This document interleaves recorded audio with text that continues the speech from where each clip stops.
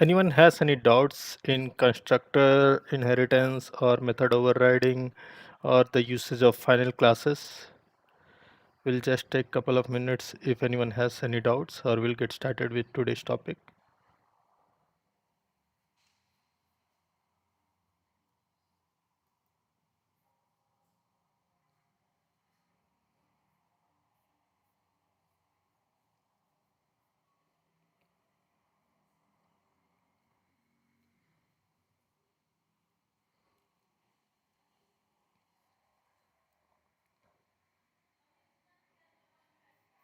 Okay, we'll get started with today's topic, that is abstract classes and interfaces.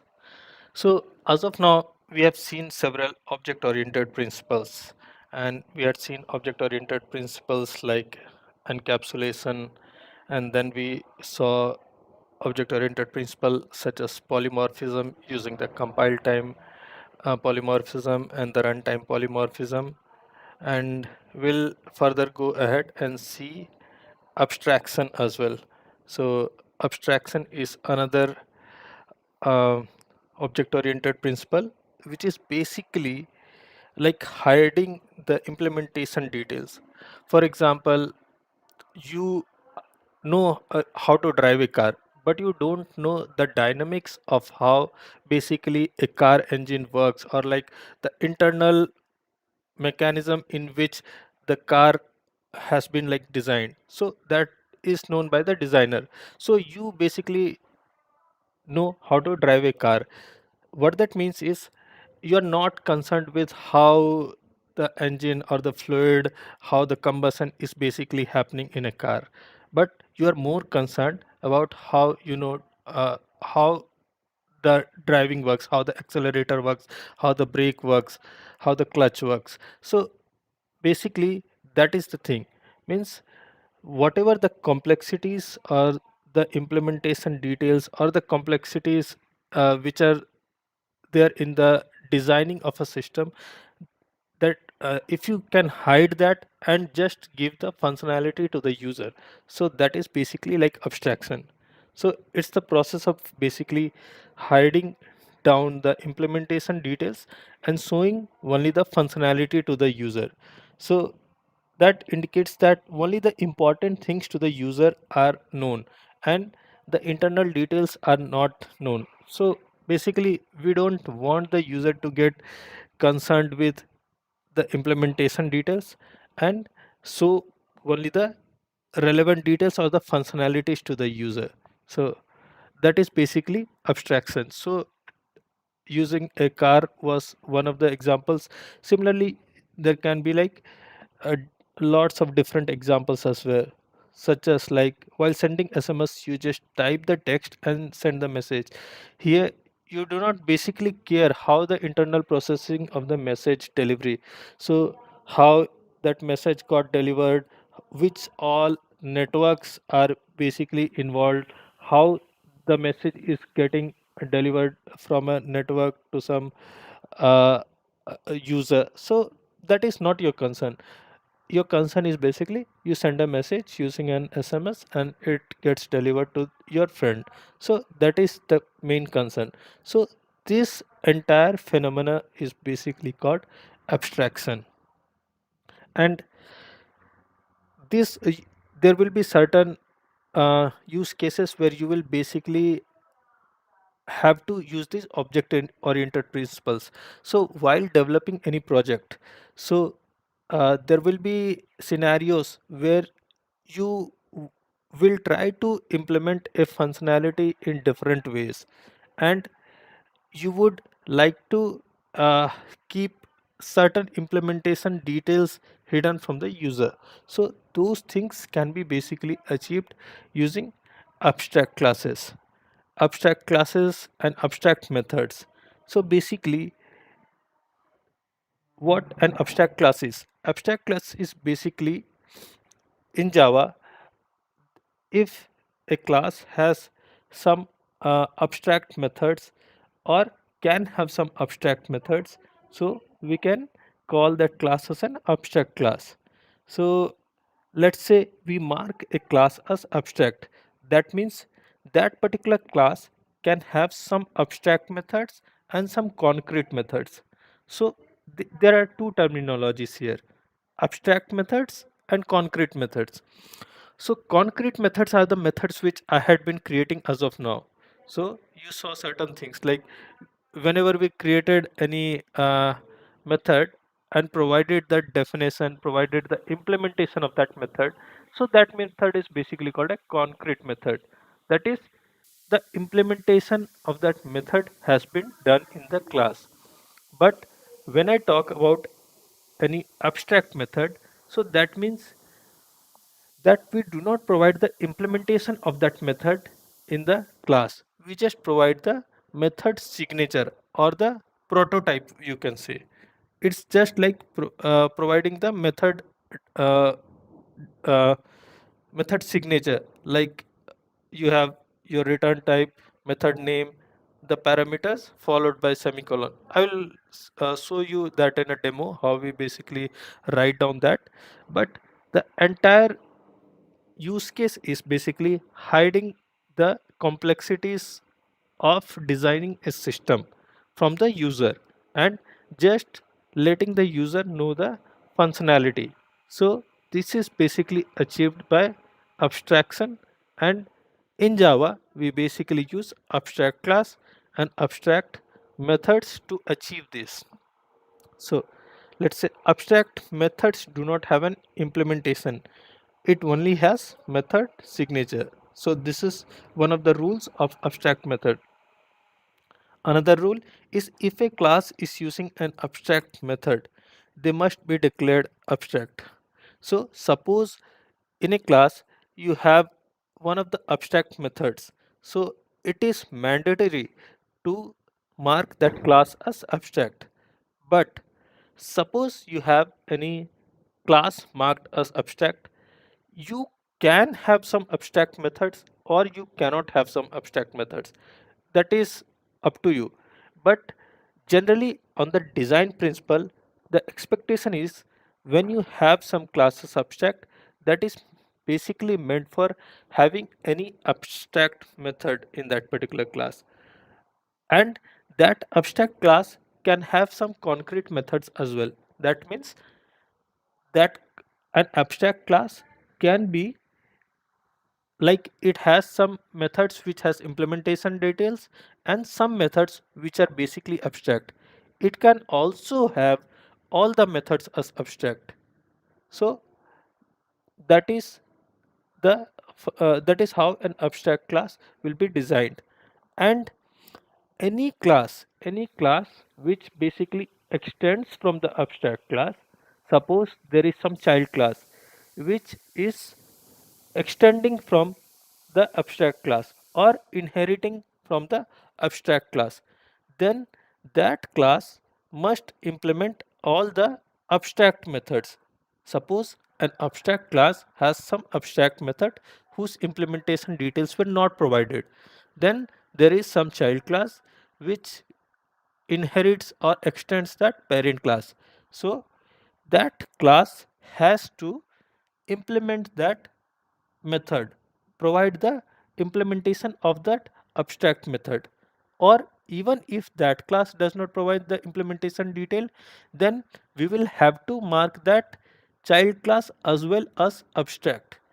And then whichever class subclass inherits from the child class, then that particular class has to provide the implementation details of the that particular method. So somewhere down the line, one of the subclasses has to provide the implementation detail of that particular abstract method. And if any class has any abstract method, so it's a mandatory or it's definite that we will mark that class as abstract. And also one thing, there's one rule: we will not create any object of an abstract class. We will not create an object of an abstract class. So these are the things. So Let's go to another slide. We'll go through, we'll take demo exercises to demonstrate this, then it will be like more clear. But this is the entire use case which will be covered using this object oriented principle. Let's see now what is basically abstraction and encapsulation. So abstraction is solving the issues at the design level. So it solves the issues at the design level, and the functionality is only known to the user. So encapsulation solves it at the implementation detail. Suppose, what is abstraction here? Abstraction is like creating a prototype or a method signature. And then encapsulation. What is basically encapsulation? It shows the implementation of that particular method. So that is how you basically demonstrate encapsulation. And another point, abstraction is about hiding unwanted details while showing most essential information. It's again the same thing. It's like showing the functionalities to the user, and whatever the internal design details are there, that is hidden from the user. Now, what is encapsulation? Encapsulation means hiding the code and data in a single unit. So you have a class. You have a class. A class has certain states and behaviors. So states are also basically attributes or your data members, and behaviors are basically the methods which are defined in that particular class.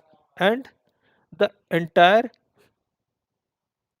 behavior or the states are basically logically clubbed and grouped into a single piece of code that we basically called as class.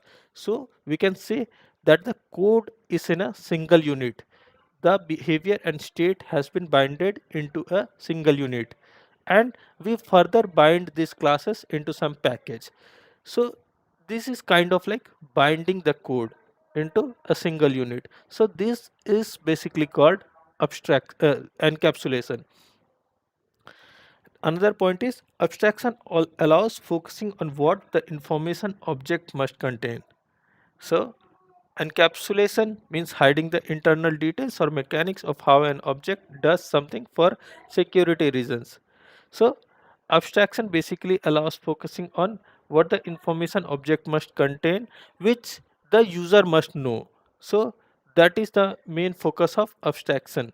And encapsulation is basically hiding the implementation or internal details for security reasons, because we have created some class which must be like the internal methods or the behavior of that particular class or that particular code must be hidden from the user for some security reason. So at implementation level, that is called encapsulation. So these are the basic differences between abstraction and encapsulation. Okay, we'll see how we basically create an abstract class. So when we create any class as abstract, we basically mark that class as abstract. So as of now, you have been creating classes using the keyword like public class, class name, and then followed by parentheses. And also sometimes you have created classes like class bank account. Depending upon, when you create a class with class bank account, that is a default class, and when you mark the class as public class bank account, that class is basically public. So that we have, these things we have covered while we were going through access modifiers. So but when you mark that class as abstract, when you mark that class as abstract, then this class may or may not contain some abstract methods. It can have some abstract methods, it can have some concrete methods as well. So, an extremely useful feature of object oriented programming is the concept of abstract class. Using abstract class, we can declare classes that define only part of the implementation, leaving subclasses to provide specific implementation to some or all of the methods. So the common behaviors of the subclasses can be declared in an abstract class, while behavior which makes sense only in subclass and not in generalized superclass should be declared abstract in superclass. Say, in a hierarchical organization, what can happen is in a department, in a department, there are some functionalities which are like common to all the employees. So what we can basically do, let's say some department, let's say uh, computer engineering department. So we have some functionalities which are like common in that particular department. So and then if we further subdivide that computer engineering department into two, let's say there is some computer engineering department, let's say computer engineering department is divided into CS and IT. And what happens, whatever the common functionalities for CS and IT are there, so we can declare that particular thing in computer engineering department.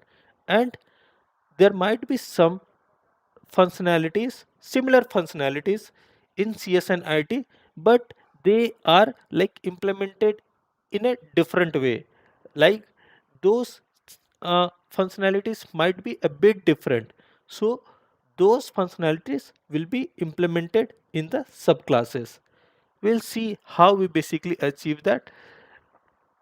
So the common behaviors of the subclasses can be declared in the superclass or the parent class, while behavior which makes sense only in subclass should be created in the child class. So subclass must contain, suppose one of the subclass has some method which does not make sense for the other subclass. So those methods should not be declared in the superclass. Why? Because whatever superclass has any method, so that particular method is automatically inherited by the child class. This we have already seen using the concept of inheritance, right?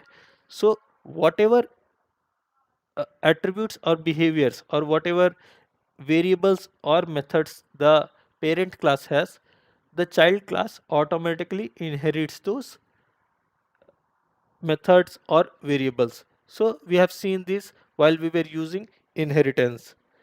So similarly, while using an abstract class, we will basically keep the common functionalities in the superclass, and the functionalities which are different for the subclasses should be implemented at the subclass level.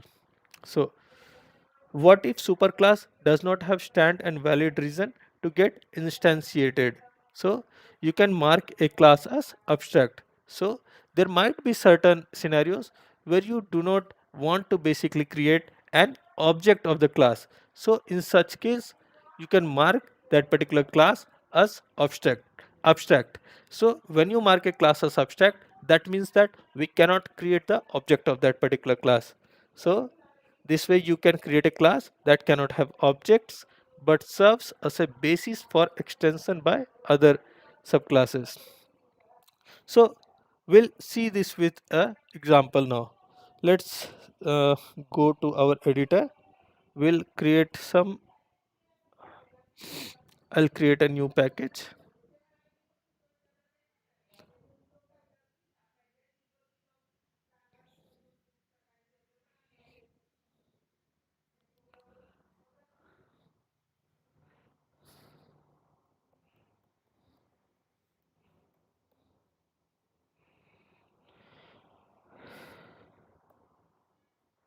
Let's say I've created one package as com.java.training.abstraction, and let me close these previous tabs.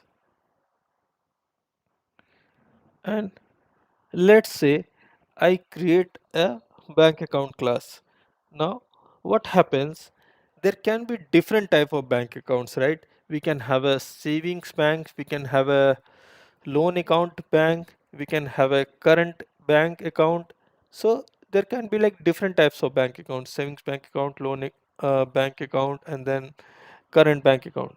So the let's say the interest rates of each of those banks are different.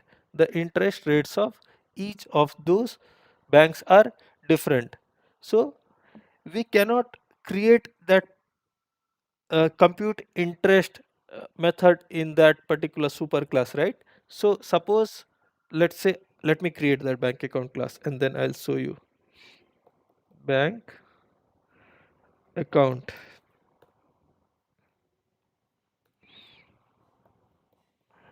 Let's say we have some ID over here. I marked it as private. Now let's say I have some balance. Let's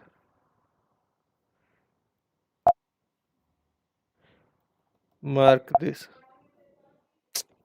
Okay, let's mark this as protected. Let's say I want to create the constructor now. We'll go and click on this generate. We'll click on constructor. We'll click both these parameters and then we'll generate this parameterized constructor. These things we have already seen. So now let's say I want to make this class as abstract. So when I want to make this class as abstract, let's say I mark this class as abstract. Okay, before making this class as abstract, let me show you one thing. If I have some method such as float float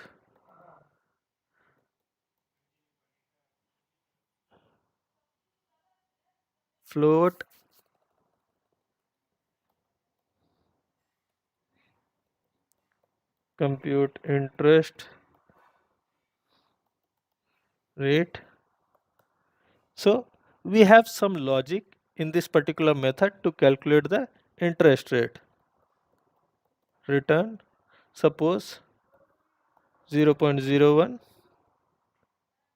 into, let's say, balance, this dot balance. Now, okay, float double, okay, okay. Now let's create one child class. We'll create one child class. Let's create one child class as saving account,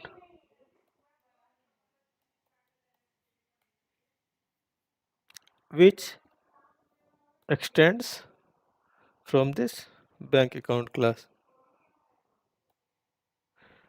So this will tell me, see, when I created this class, right, I started getting some a message that create constructor matching super. There is no default constructor available in the bank account constructor. So we'll go ahead and create constructor matching super. So what this basically means, we have seen this yesterday, right? So using this particular constructor, we can call the parent class constructor. We have already seen this, right? We were passing super with the parameters. So whatever the parameters are there, one integer id parameter and one float balance parameter. So we will basically pass this. Okay, one second.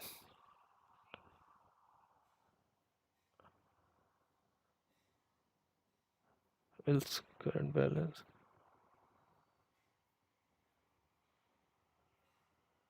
extends.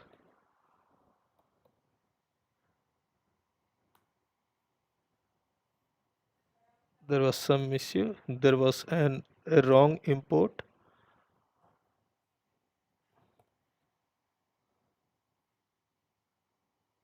Okay, now this is correct.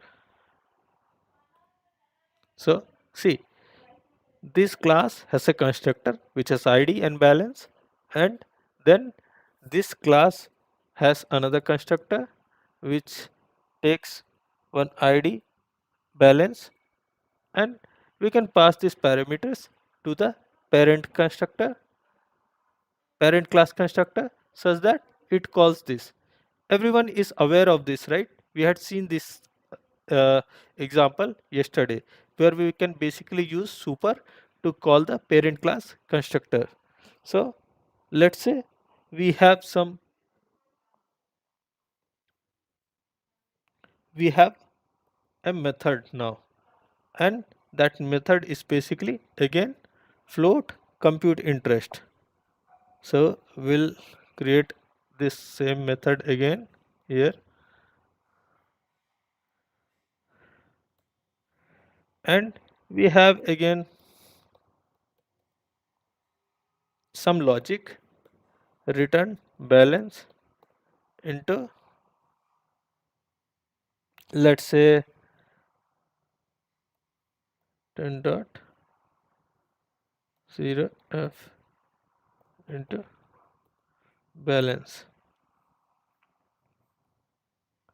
See, what this does now is we have the same method here and we have the same method here. Does this make sense? Does this make sense to keep the same method here and here as well? It does not, right? See, a bank account is kind of like a generic bank account. So there are like different categories of a bank account, and each bank account will have its own rate of interest. So what we can basically do, suppose we have different child classes. Let's go ahead and create another child class. Let's go ahead and try to create current account, and this will also extends from bank account. So let's go ahead and create its constructor such that we can pass the parameters to the parent class. Now let's say this also has this same compute rate of interest. See, and this has some different, something like 12.0 f into balance compute rate of computer interest rate. So it should be like 0.12 f, something like this, and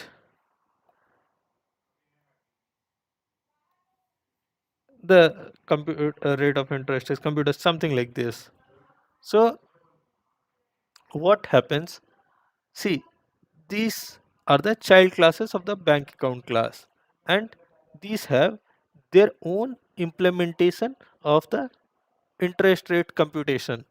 So if such is the case, we do not want this parent class to actually provide the implementation, because none of the child classes are basically using this particular method. Agree? Right? None of the child classes are using this method. So it is very logical that we go ahead and mark this class, this particular method as abstract. So what we'll do is, what we'll basically do is remove this implementation. When we want to remove this implementation, remove this curly braces, provide a semicolon at the end, and then mark this method as abstract. Now when you have like marked this method as abstract, you will get some warning. What warning you will basically get is, if any class has any abstract method, if any class has an abstract method, that class must be like marked as an abstract class. So see, as of now this class has been marked as a public class. we will have to make this class as an abstract class. Why? Because we have one of the methods which is abstract. Abstract, that means we have not provided any implementation details of that particular method. So this is abstract method, that is only method signature and no implementation details.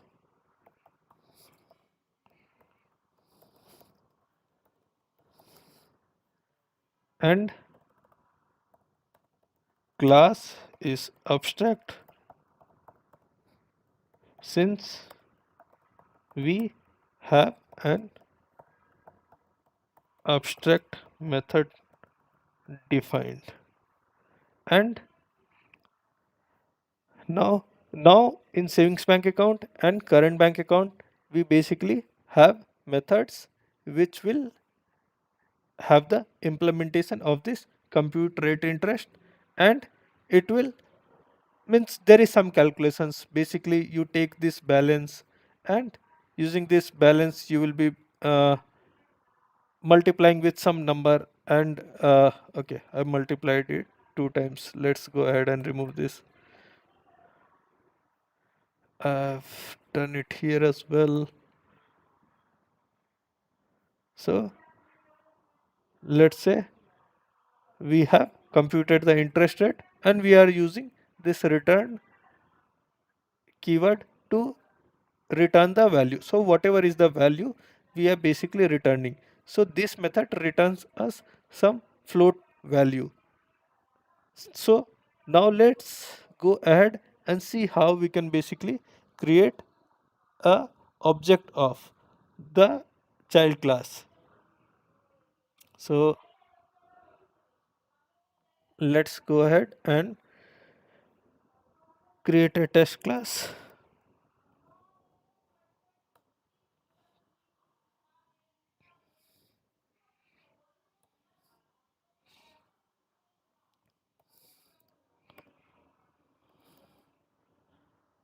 Let's go ahead and create a object. So now this object will ask for some parameters. So what parameter? Okay, one second. New saving bank account. So we have created this object. So this will ask for two arguments. Why it will ask for two arguments? See, we could have also created a constructor, an object without any parameters, right? Remember there was a default constructor, but in this class we have not defined any default constructor or no argument constructor. So what happens now when we go ahead and create an object? It will definitely look for parameters because we have not defined any default constructor. If we had created any default constructor, then it was fine that we created a object without passing any parameters. But now we'll have to pass the parameters. And what parameters will basically pass? Will pass id, and then will pass balance. Let's say id is 1. Let's say balance is uh, 3000.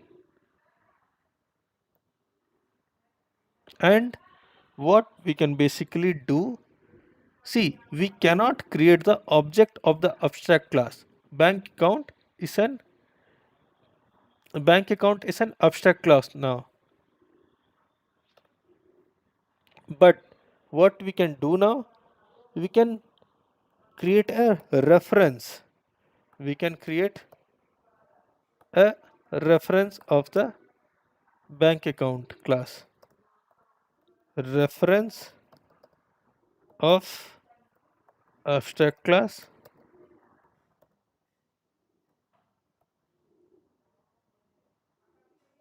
is assigned an object of child class, and let's say we are using this bank account dot compute interest rate,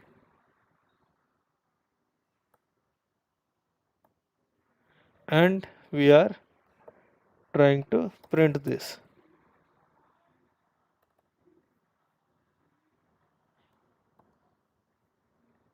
Let's run this program.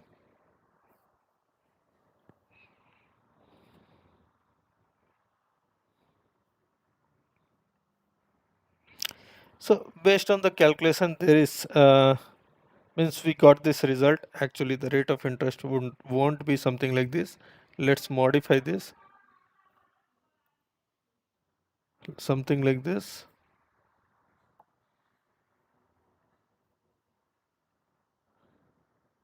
Let's say the rate of interest is 9%. So what we basically did, we created an object of the child class in which the implementation of that particular abstract method was done, and we used the reference of the parent class. We could also have done it this way. We could also have done this way. That would also work. Savings account, saving account, saving account dot. Okay, saving account. So let me go ahead and comment this out.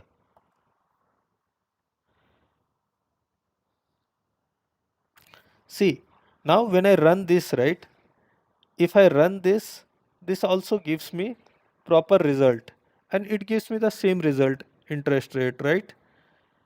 That is 9%. We had already seen this. See, this is this is one method which is defined in the child class. So in the test class, we are going and creating the object of this particular class, and we are calling using this object.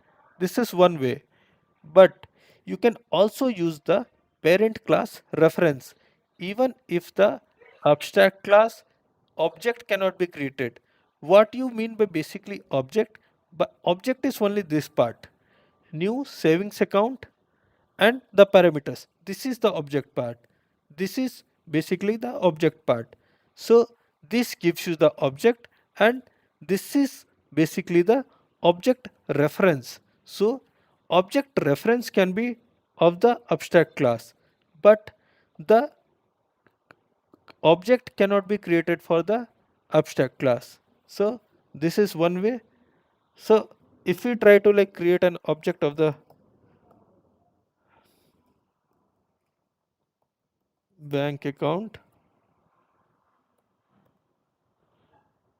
obj new bank account,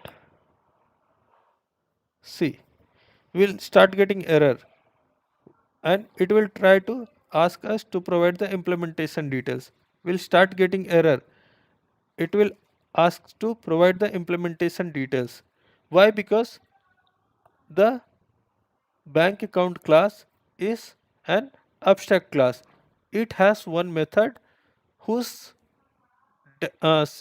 definition or the implementation is not provided in bank account class. We provided the implementation of this method only in the child class. So we cannot create the object of this bank account class. We can create the objects of the child class, saving account and current account, which is basically providing the implementation of this abstract method.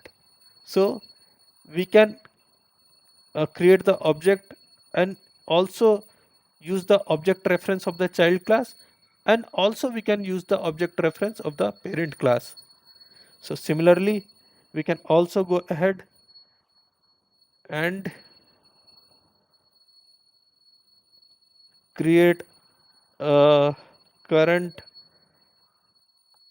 account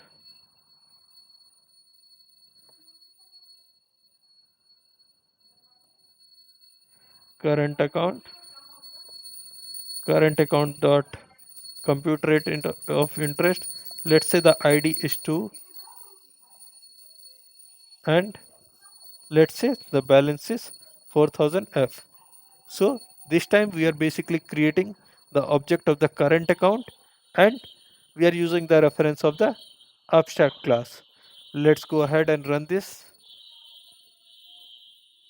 So the first two examples are basically calling the method of the savings account, and the third time, since the object is basically created of the current account class, so the method compute interest rate will be basically called from current account. So this particular method is called in the third invocation. So just check this program, just go through this program once and let me know if you have any questions.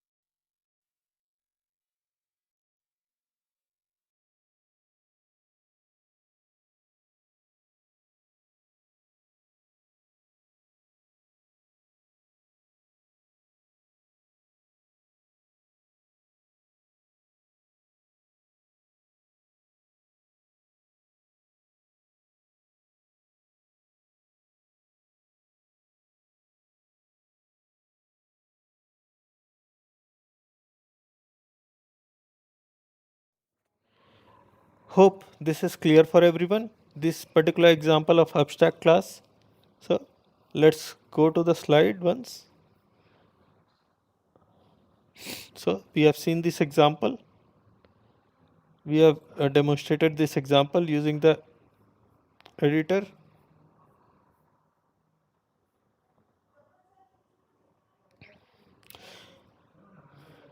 So when we basically use abstract methods in abstract class, abstract methods are mostly declared when two or more subclasses are also doing the same thing in different ways through different implementations.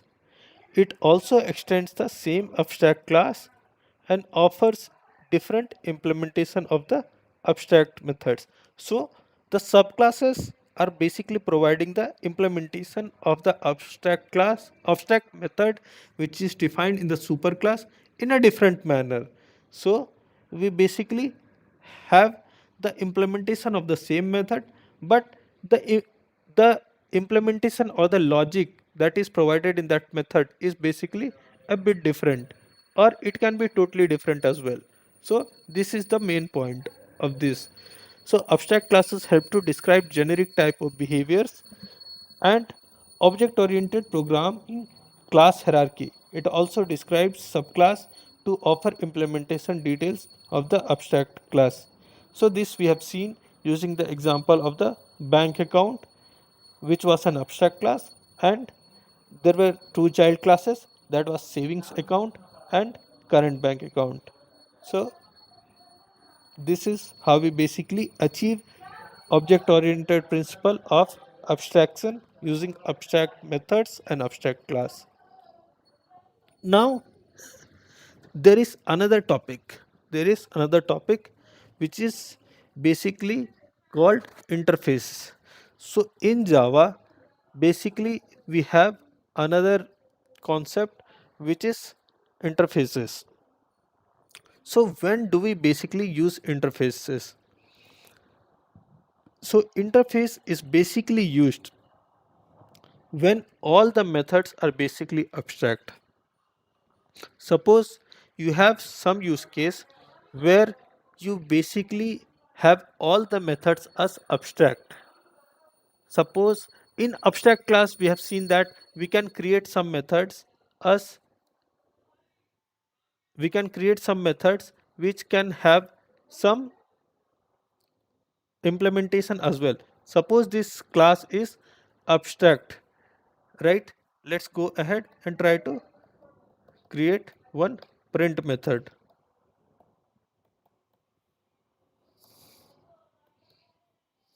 and let's go ahead and try to print something. Let's say we print hello world here. So we created this, and then we went ahead and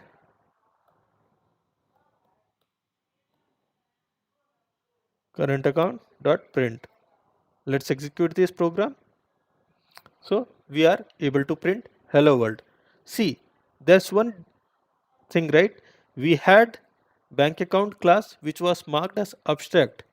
So, and we had one abstract method, and this method, this public void print, this is concrete method. Concrete method means a method, a method with implementation provided. So this is a concrete method. But when we go for interfaces, then the use case is that all the methods in an interface will be basically abstract. That is, no implementation of the methods will be provided. There is some exception to this in Java 8, where we have the concept of like default and static methods. But let's go with the general thing now, that in an interface basically all the methods will be abstract. So we will not be providing any implementation detail of that particular method. So that is why we basically use interface. So an interface is a way to declare a type consisting of only of abstract methods and related constants, enabling any implementation to be written for those methods. An interface provides a protocol binding to the classes that implement it. So we basically define the prototype or the protocol in the interface, and any class which basically implements these interfaces will be basically providing the implementation of that particular methods. So an interface can never be instantiated, that is, and we cannot create the object of an interface. It is similar to an abstract class. For an abstract class also we were not able to create the object. Similarly, we won't be able to create the object of the interface as well. But what we can basically do, we can use the reference of the interface. We can use the interface reference to assign a object of the class which is basically implementing this particular method. So there are two rules: variables and methods. So whenever we have some variables in the interface, they will be by default public, static and final. See this example, we have this interface graphic, right? We have this interface graphic. So there's a variable float pi whose value is 3.14f. See, we have not used any keyword as such public, static, final, but by default this pi variable is public, static and final. Even if we do not use any public, static, final before this data type, it is by default public, static and final. And similarly for methods we have not defined anything like public or abstract, but by default this float area method or float periphery method, these are by default public and abstract. Why? Because these methods are abstract, because the implementation has to be provided by some of the classes which basically go ahead and implement this interface. So that is why these methods are by default public and abstract. So every member of an interface is always public, whether explicitly specified or not. The variables declared are always static and final, and the methods declared are always abstract, though explicitly not specified. On compilation, interfaces are converted into .class file. So means this is like compilation process. If you compile, we had seen in our first or second class, right? When you compile a class, it basically creates your .class file with that byte code and all. So this is an interface. We'll basically see the example of interface. Let's go ahead and try to like create one package when and we'll show the demo of interfaces. Let's create one package com.java.training.interfaces. Let's go ahead and try to create a see when I go ahead and try to create a new Java class, right? I get many options like class, interface, enum, and annotation. As of now, I was just selecting this class every time. Now I want to create an interface. So when I want to basically create an interface, what I will do, I will go ahead and select this interface. So let me go ahead and select this interface, and I will provide some name. Let me provide the name, say graphic. So I'll take the same example. Let me provide the interface name as graphic, and what I will basically do, I will go ahead and I will create some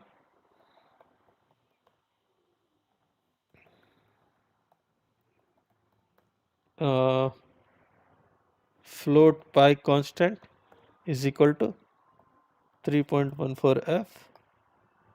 So this variable is by default public, static, and final.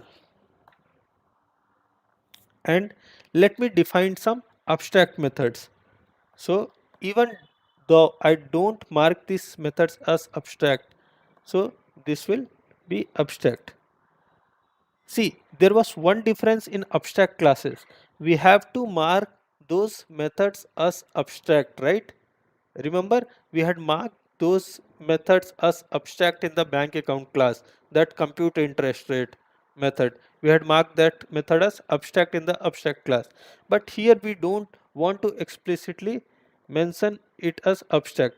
By default, this is known that this method is public abstract by default, and this variable is public static final by default. So let's go ahead and try to create another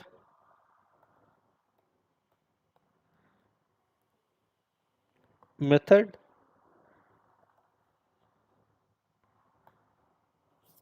This is for calculating the perimeter of some of the rectangular surfaces.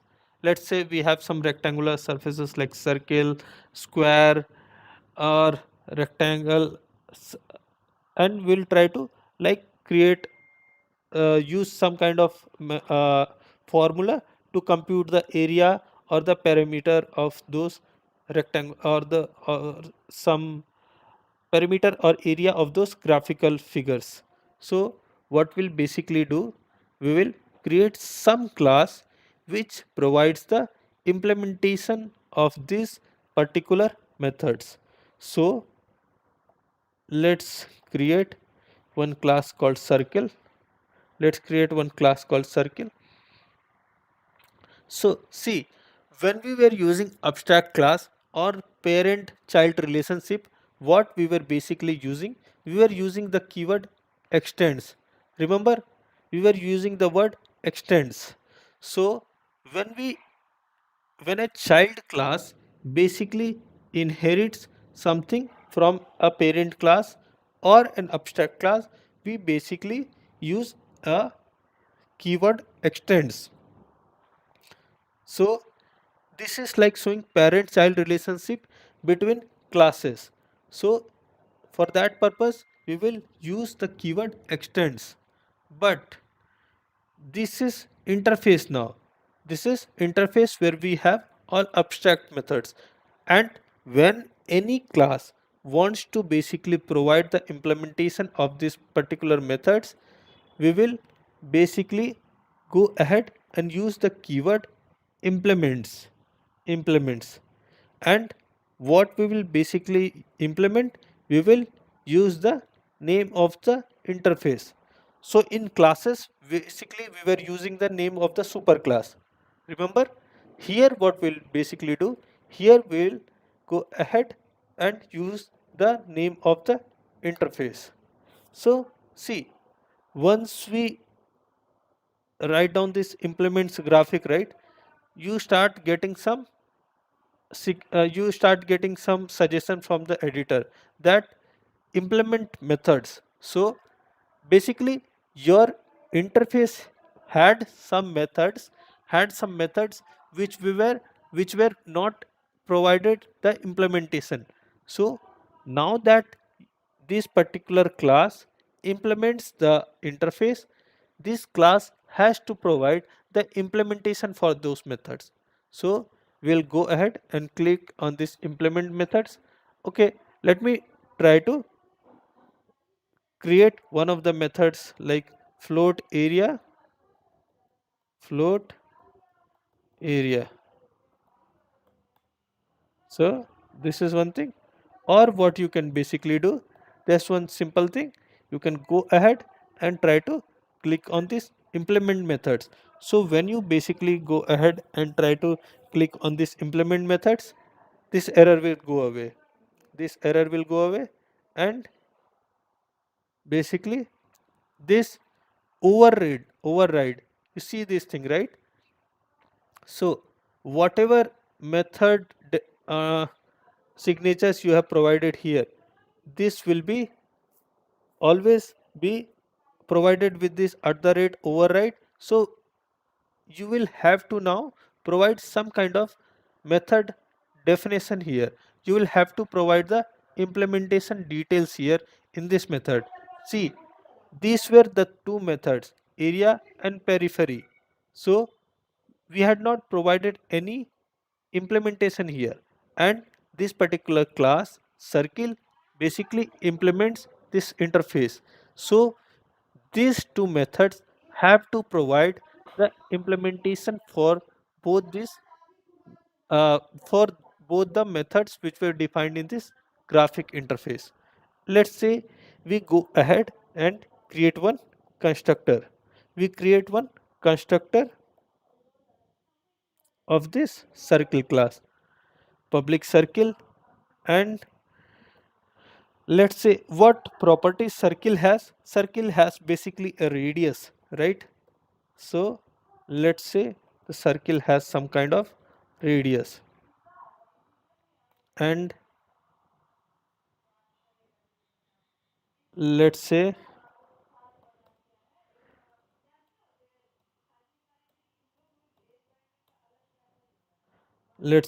we are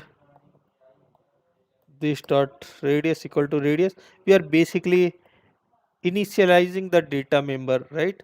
This we have seen while we were using constructors. This is our data member. This constructor is a parameterized constructor. It takes one of the parameters, and we are basically initializing our radius parameter. Now what we'll basically do, there is some formula for creating the area of a circle. So it's basically using like pi into radius. Don't go into the complexity if you don't remember the formula to calculate the area. There's not much of need, but see, this is the a method, pi into radius. So see, this pi variable was basically defined in the interface, and this circle is basically implementing it, this interface. and this variable is public, static and final. What this means is this variable is public, so this is available everywhere in all the packages, in all the classes, and this value is basically final. So what that means is the value of pi cannot be changed as well. So what we are basically doing, we are using it to calculate the area of the circle, and we'll also go ahead and calculate the area of this, calculate the perimeter of this circle. So it will be 2 into pi into radius. Do not get worried about these formulas. It is a geometrical formula to calculate the area and perimeter of the circle. So similarly, we can have another graphical figure as well. Let's say there is another class which basically goes ahead, and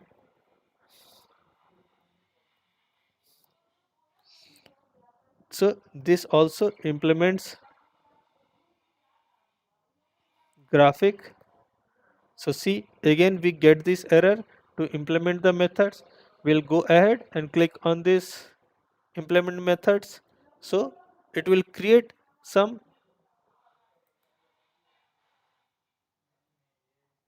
it will provide the definition for, it will create a method structure for me when I click on that. Now let me go ahead and create a constructor. So basically the rectangle has a length and breadth. So let's say rectangle has length and width. So we will go ahead and again click on generate constructors and try to generate a constructor with length and width. So see, we have two variables here defined as instance variables, and this parameterized constructor is basically taking two parameters and initializing the data members. So here we have provided that the initialization of the data members using constructors, and now we will use these two methods that we had, that had the signature defined in graphic interface.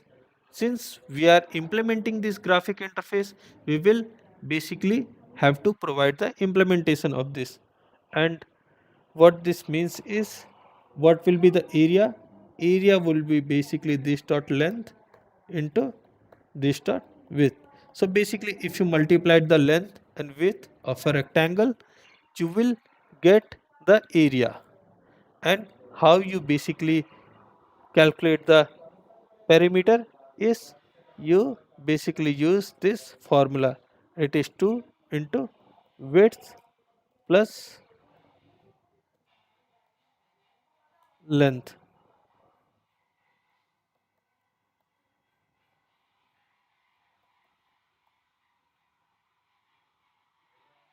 Okay, so now that we had provided the implementation of both the abstract methods in the class circle and rectangle, we'll go ahead and try to create a test class and try to see the output of this.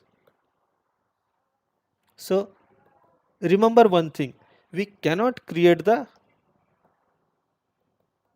we cannot create the object of the interface. If you do something like this, new graphic, it will ask you to again create this, it will ask you to basically create an anonymous class.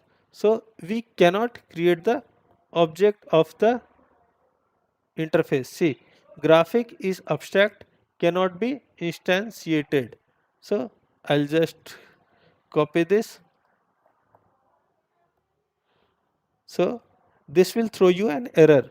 What you can basically do, what you can basically do is use graphic keyword, use the reference, and then try to create the object of some of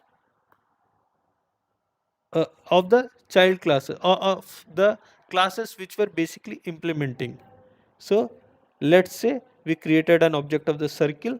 So this basically requires one parameter, and that is radius. So let's go ahead and pass the radius as 7.5.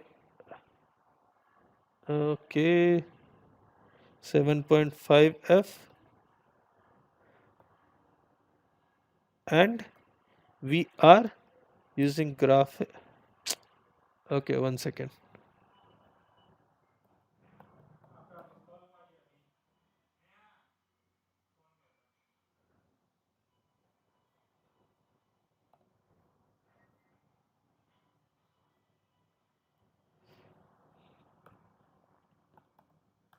So graphic dot area.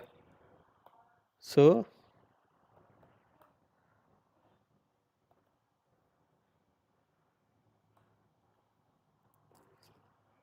let's go ahead and try to run this.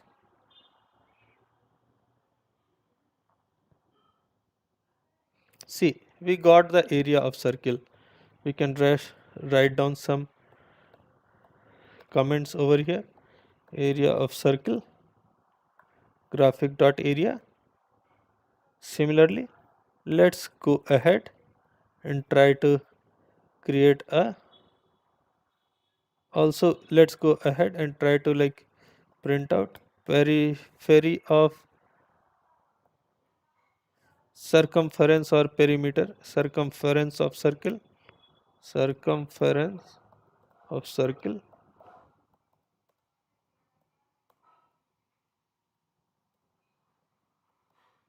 graphic dot periphery, and we'll do similarly for rectangle.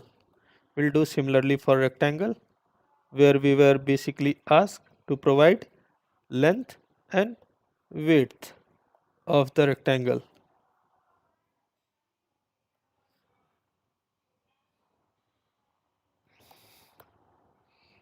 So area of rectangle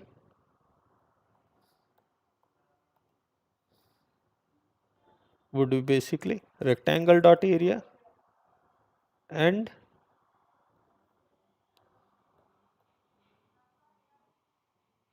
perimeter of rectangle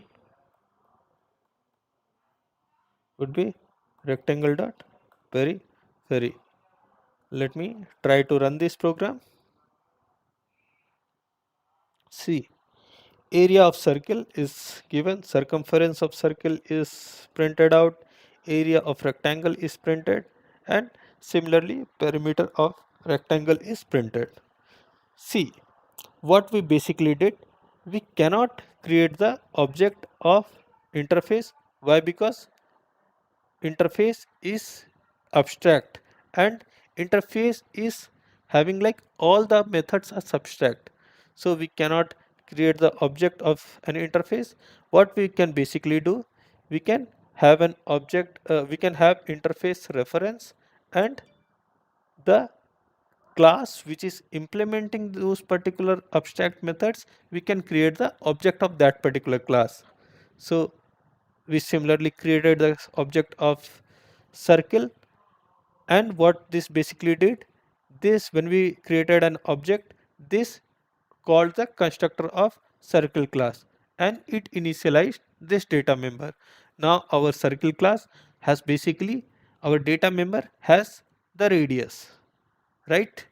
And using this radius, we had used the area and the periphery methods to return us some value. Basically, this method is calculating the area of circle. This method is calculating the periference or circumference of the circle. And similarly, we had done the same in rectangle. We had taken length and width as the parameters of rectangle, and we had created a constructor, created an object of rectangle and passed two values, which went ahead and called the constructor of rectangle.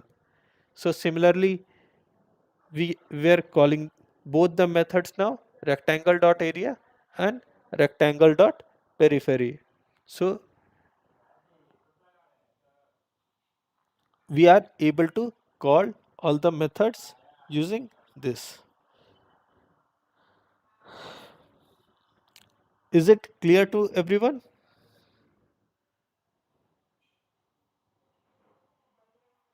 Anyone has any doubts? Please let me know.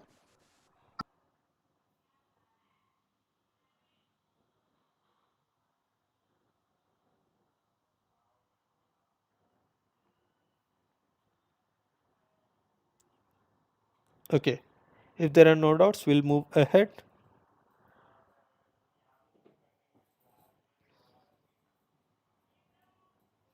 Okay. So we have seen this, how we can basically create an interface and how the class implementing those interfaces can provide the definition. So we basically use the keyword implements. This is the keyword implements that we basically use to implement any interface in a class, and we have to provide the definition of those abstract methods. So this area and periphery methods were abstract in the interface. Here we have provided the implementation details. So now see, we know that if there are two classes, one class can extend other class. So similarly, if there are like two interfaces, can they do the same? So we'll see this. See, an interface can extend one or more interfaces by using the extend keyword. However, an interface cannot implement another interface and class cannot extend an interface. So when I say something, see, this class, if there is a class called rectangle, it cannot extend an interface. This will always implement an interface. So remember this difference. If you start, if you go ahead and try to use something like this, extends graphic, you will get an error. Why you will get an error is basically graphic is an interface, and an interface can always be implemented using a class. So a class can only implement it. But what happens now? Say there are like two interfaces. There are two interfaces. And what we basically want to do is, so we want to see if one interface can basically mimic the behavior of another interface. So what is possible in Java is like an interface can extend another interface. We'll go ahead and see. Interface will create another package, com.java.training interfaces inheritance. Let's say we create one interface, and this interface is basically called,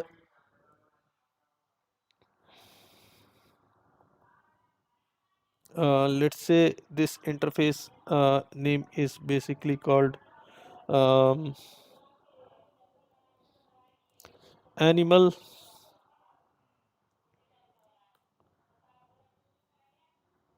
and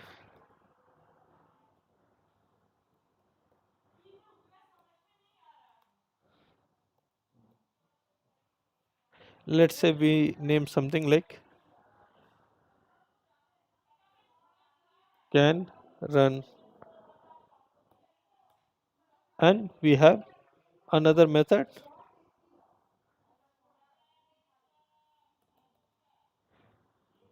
Let's say this is run, and then we have another method where we have something called eat. So animals can basically run, animals can eat. Let's say I go ahead and try to create another interface, birds. So what I want is basically, let's say bird can also run and bird can also eat. So what I will basically do is, but I want to like reuse these two methods. Since this interface has already these two methods, right? What I want is, I would create another method like void fly, and what I'll basically do, I want these two methods run and eat also to be available in bird interface. So what I can do, I can use the keyword extends and I can use animal. So what this means is, these two methods that we have, these two methods that we have in animal are also available in the interface bird, are also available in the interface bird. Now what I can do, if I go ahead and try to create a Java class, if I want to create a Java class, let's say,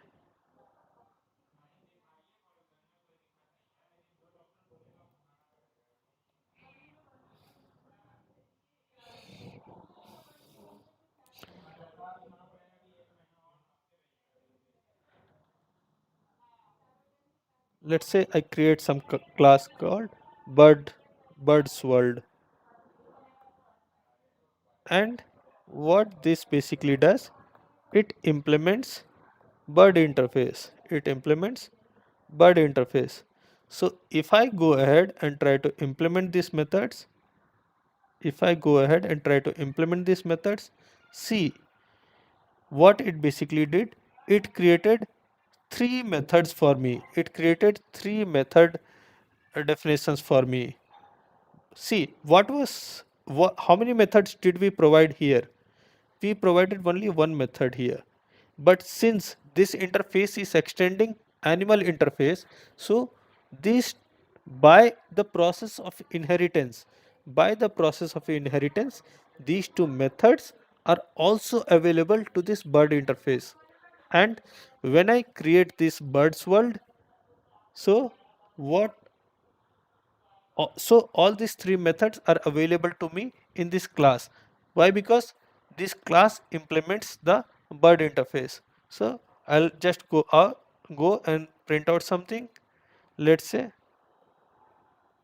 birds can run,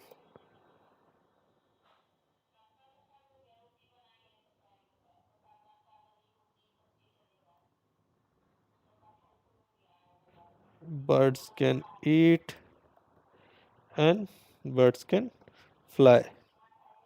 Now I will create a class, let's say test class,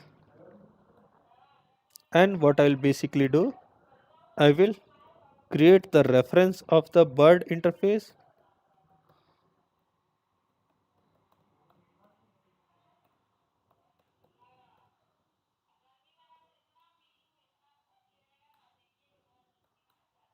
and what I will basically do, bird dot,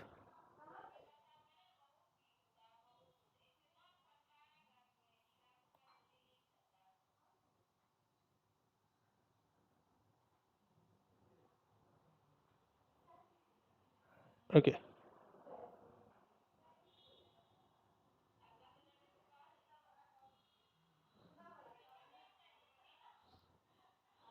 bird dot eat, bird dot run, and bird dot fly. Let me go ahead and try to run this. So you see, right, we get this output: birds can eat, birds can run, birds can fly. So this is the concept of inheritance using interfaces. So earlier in previous classes, 2 3 classes, right, we had seen how a class can basically implement interface using the extends keyword. So if there is a parent class and if there is a child class, so basically we can show the relationship of inheritance using the keyword extends. So similarly, in interfaces also, we basically can show the relationship of inheritance using the extends keyword. So if you say this extends animal, right?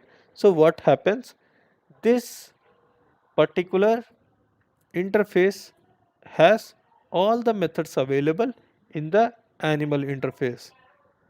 Also you can, one more thing, this you know now that the class implements the interface. So if you had some another class as well here, if you had some another uh, class here as well, let's say you have some class as um,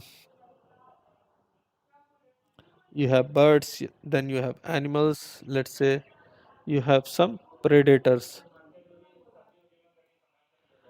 There's a class called predators, and if there is some method public void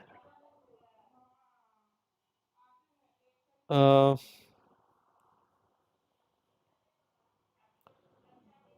public void kill other animals, something like this,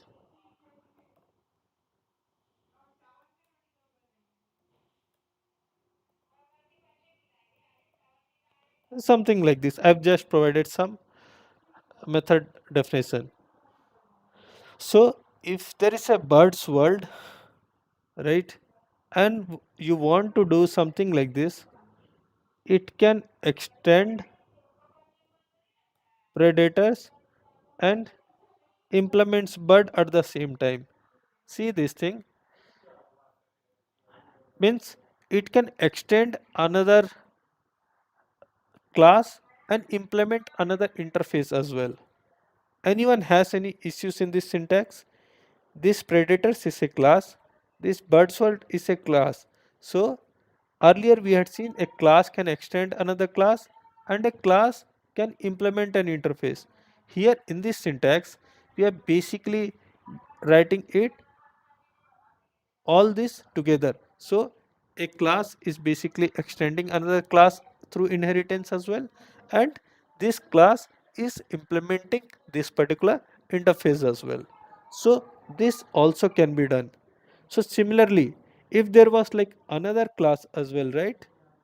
Sorry, if there is like another interface as well, so it can be done like implements bird comma another interface, means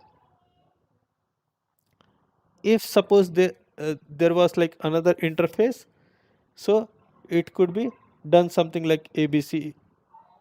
If there was like another interface, we can do something, an interface can extend two interfaces as well like this. So this can also be done. So just see for this example,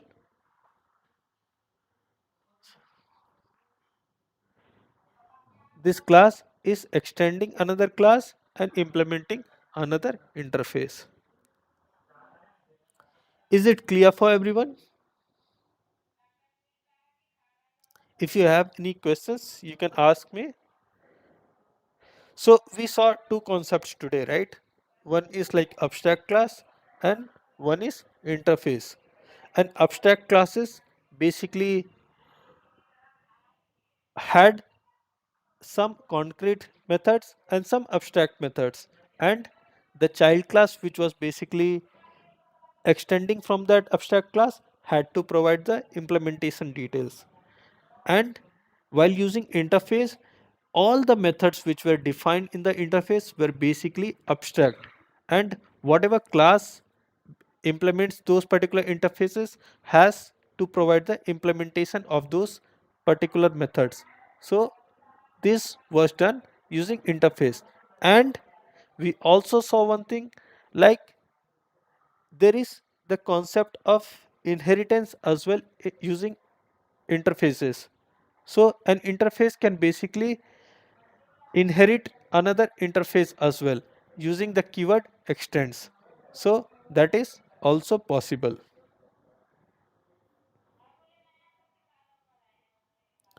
Okay, let me go to the slides.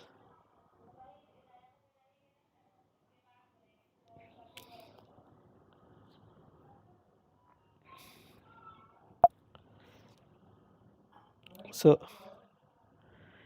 we had seen this extending interfaces, right? One interface drawable graphic extends another interface. So we had seen this while using the bird and animal interface example.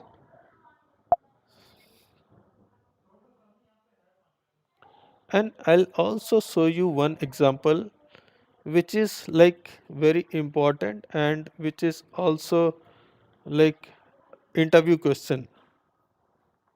So sometimes there's a concept of like um, inheritance using multiple inheritance. I'll show you one means this is an interview question. This is very important. So there is some kind of concept called multiple inheritance. So let me try to go ahead and create another package inheritance dot multiple. This is a very important interview question. Just focus on this. So see, when I say that I have some Java class and I have some Java class where, let's say, I'll just try to like create some demo classes and I'll show you what multiple inheritance is. Let's say we have some class called A, then we have some class called B, and both these classes have some method called void void print,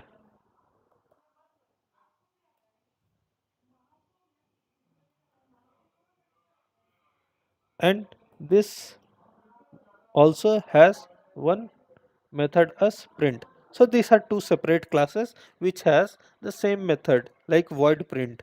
Now what I basically do, I go ahead and create another class C which tries to extend A comma B. So see, we automatically started getting error. Class cannot extend multiple classes. Means what will be the issue? What will be the issue when I do something like this? Let's go ahead and try to create a, means already we are getting error, but let's try to understand this. So if I create a object of this C class, right? See what happens now if I do something like C dot print. Understand this concept, right? When I create this new dot new C, since this is, if this class was able to inherit both A and B, if this class was able to inherit both A and B, right, and both have the same method, both have the same print method, the Java compiler will definitely get confused, right? At line number 7, when I do C dot print, when I do this C dot print, the Java compiler is basically confused which print method to call, whether the print method from class B or the print method from class A. Got it? So this is a confusion, and that is why Java has unsupported multiple inheritance.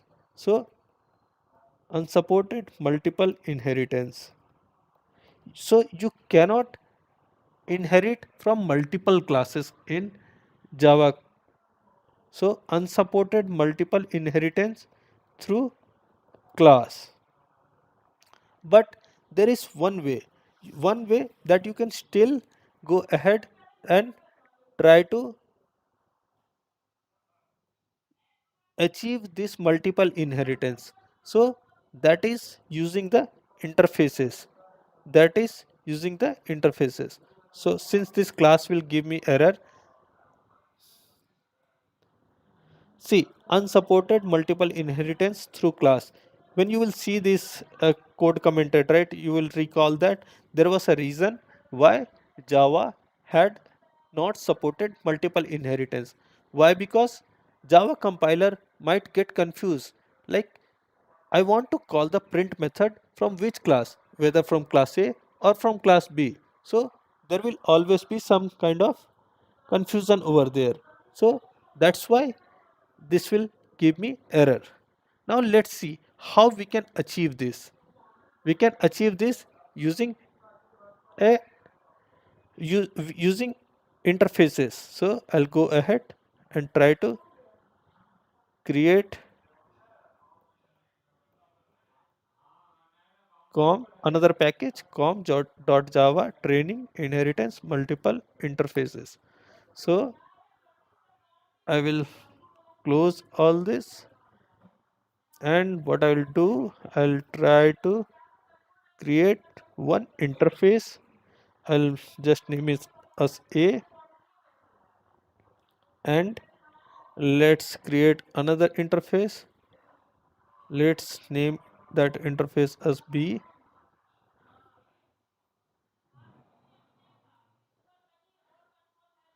and I will create one class.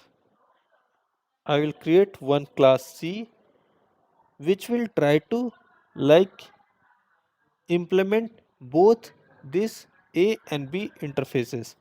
Now let's see, we have we have some default method. As of now, as of now you I had told you that interfaces can have only abstract methods, that we do not provide the definition of those methods in the interfaces. But there is one exception.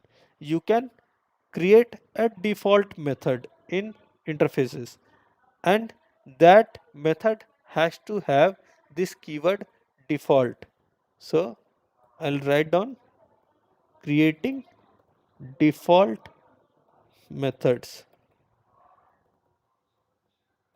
So you have to use this keyword default.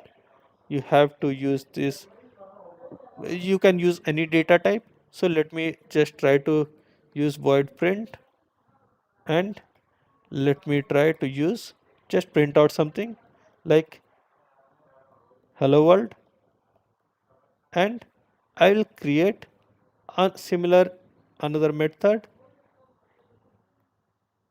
another default method in this interface. Let's say welcome to Java training. Everyone please focus this here, this is important, and this is an interview question.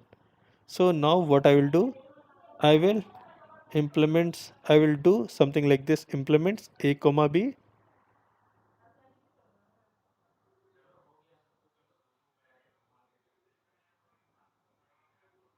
So I'll have to implement the methods. So what Java does is it gives me a suggestion automatically.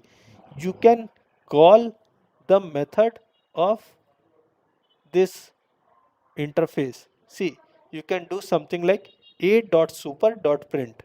When you do something like a.super.print, what it will basically do, it will go ahead and try to call this particular method. Let me try to create a main method, and let me try to create an object of this child of this C class. Let me try to run this now. See, we are able to print this, right?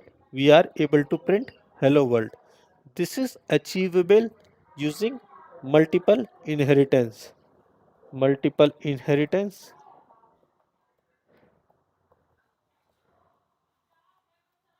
supported using interfaces. See, multiple inheritance was not allowed using Java classes because the compiler would get confused that this particular method I need to call from which parent class. So that was the confusion, and that is why Java has not supported multiple inheritance using classes. But sometimes you might have some use cases where you want to implement that. So that can be achieved using interfaces. So what you can do, you can basically create two interfaces and you have the same method, create one default method in the interface, create the same default method and provide some different implementation details. And in another class, basically you can do this implements a comma b. See, here this was not allowed. C extends a comma b was not allowed. But here using this is allowed. Like we can implement two interfaces. So we are implementing two interfaces, and what we are basically doing, we are doing a dot super dot print. So let's do this as well. Let's do b dot super dot print. So when we do this b dot super dot print, it will basically print this method. It will print this method.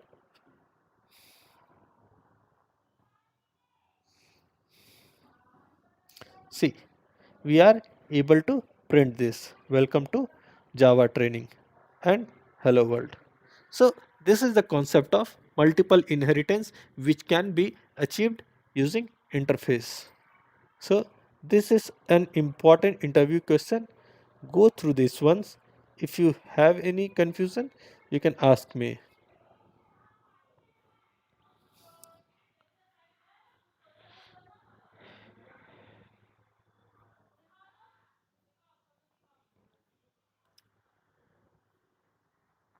So we'll conclude the today's class here itself. So we'll get ahead with the next module in the next class.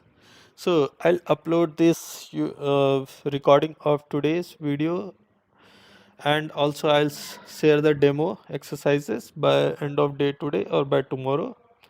So if you have any confusion, you can ask me now or go through the content and try to understand. If you still have any issues, you can ask me in the next class. Let me stop sharing and I'll also stop the recording. Recording stopped.